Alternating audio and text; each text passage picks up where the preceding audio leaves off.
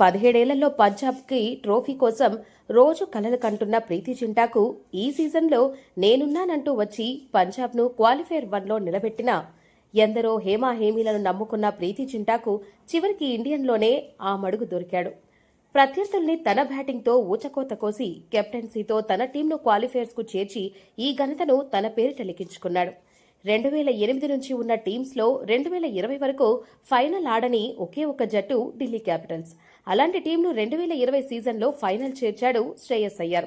అయ్యర్ కెప్టెన్గా కాకముందు 6 సీజన్లలో కనీసం ప్లే ఆఫ్స్ కూడా చేరుకోలేకపోయింది ఢిల్లీ క్యాపిటల్స్.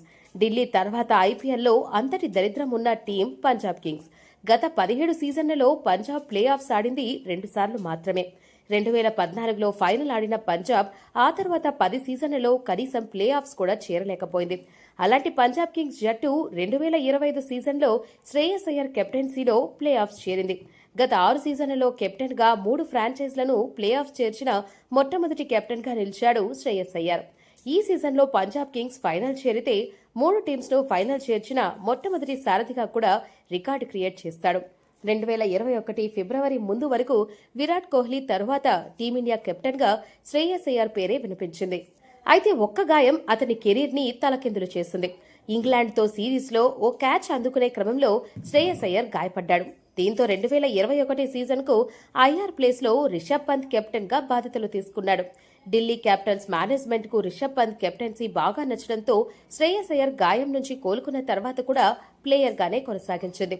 దీంతో 2022 సీజన్కు ముందు శ్రేయస్ అయ్యర్ టీం నుంచి బయటకు వచ్చేశాడు. 2022 సీజన్లో కేకేఆర్ కెప్టెన్గా మారాడు. సీనియర్ ప్లేయర్లతో నిండిన కోల్కతా నైట్ రైడర్స్ టీంను అర్థం చేసుకునేందుకు అయ్యర్కు టైం పట్టింది. 2024లో కేకేఆర్ను అన్ని తానే అద్భుతమైన కెప్టెన్సీతో ఫైనల్కు చేర్చి ట్రోఫీ తెచ్చిపెట్టాడు. గంభీర్తో విభేదాలు మరియు కేకేఆర్ మేనేజ్మెంట్ నచ్చకపోవడంతో పంజాబ్ అయ్యర్ను ఆ జట్టు నాయకుడిని చేసింది. ఇక చెప్పడానికేముంది, ఇప్పుడైతే నాయకుడు అయ్యాడో పంజాబ్లో తన బ్యాటింగ్తో రెచ్చిపోయాడు.